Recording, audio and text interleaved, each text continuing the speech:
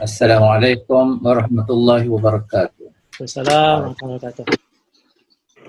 Tutup kita, saya ingin mendeklamasikan sebuah sajak bersempena dengan musim terkurung di bulan Ramadan, dan di musim ini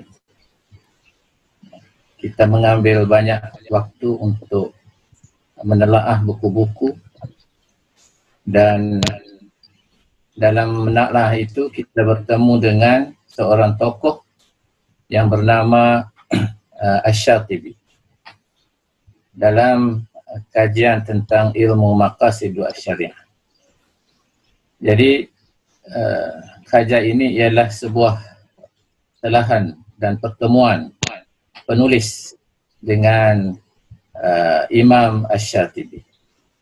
Tajuknya Bertemu Asy-Syatibi di Ramadan ini. Kita dipertemukan di Ramadan yang mulia ini. Kumandang namamu sebenarnya telah sekian lama aku denari. Namun kesempatan waktu sering menghalang untuk aku mendalami. Di Ramadan kali ini, ketika wabak liar berkeliaran tiada simpati, aku menemuimu wahai Imam ilmu maqasid. Namamu Abu Ishaq Ibrahim bin Musa bin Muhammad Al-Lakhmi Asy-Syatibi. Di celah-celah karya dan tulisan falsafah perundangan Islam, Tuan seorang imam besar dalam sejarah keilmuan Islam. Di Granada, pada tahun 790 Hijrah bersamaan 1388, Tuan kembali menemui Tuhan. Dunia Islam ketika itu memiliki keagungan dan kekuatan. Para guru dan ilmuwan umpama mutiara yang bertabur. Ajaran Al-Quran dan Sunnah Kerasulan, azimat mereka berpedoman. Hikmah para sahabat junjungan ditelaah sebagai asas bimbingan. Abu Bakar, Umar, Uthman dan Ali adalah mercu-mercu zaman panduan ikutan. Abu Hanifah, Malik, Asy-Syafi'i dan Ahmad ibn Hanbal, mutiara-mutiara kecemerlangan Islam. Ketika aku tekun mengenalimu di helai-helai tulisan, angkatan ilmuwan zaman muncul diperkatakan sebagai sumber rujukan. Mereka barisan ulama pewaris kenabian. Hidup berbakti di jalan pengetahuan ketika Tuan belum dilahirkan. Tamadun Islam sungguh kaya dengan hikmah dan ilham.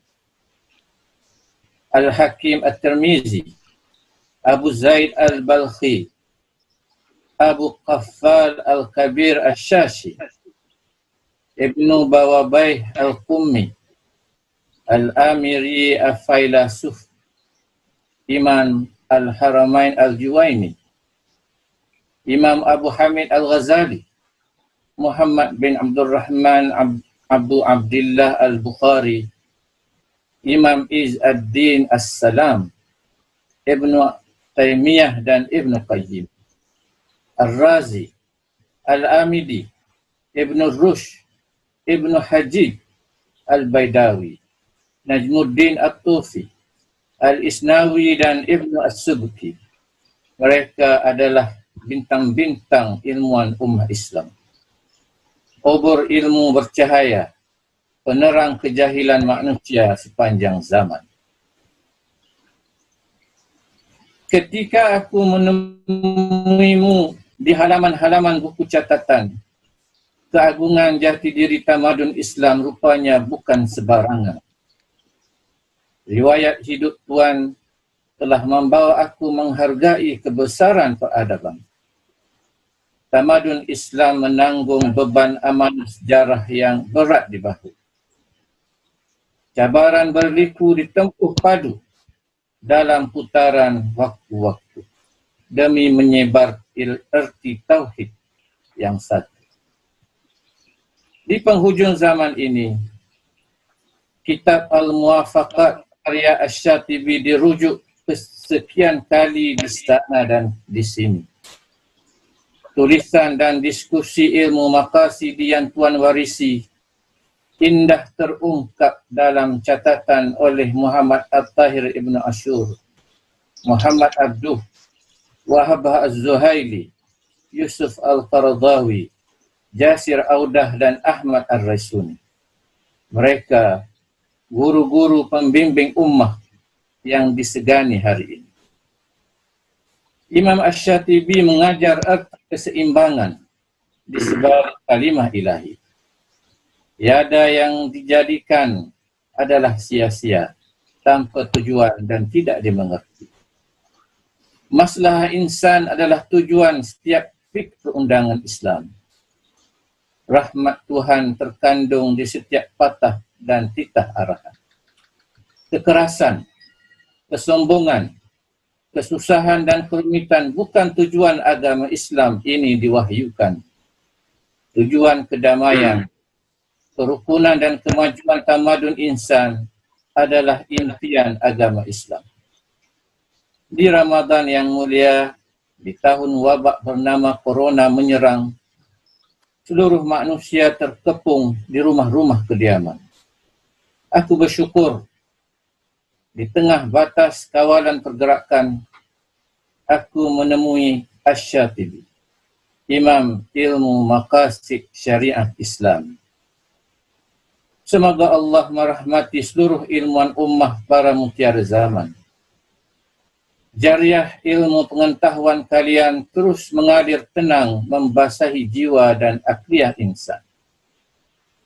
Murid-murid fakir ini menalaah silih siang dan malam. Hanya doa agar kita mampu menjadi sebahagian dari kalian. Kalian bersinar seumpama bintang di kegelapan malam. Bercahaya seumpama rumah api di tengah hamparan lautan terbentang. Kalian adalah para ilmuwan penggerak zaman. Ilmu mengalir, menyampai nasihat dan ingatan, zaman berzaman. Sekian. Assalamualaikum warahmatullahi wabarakatuh.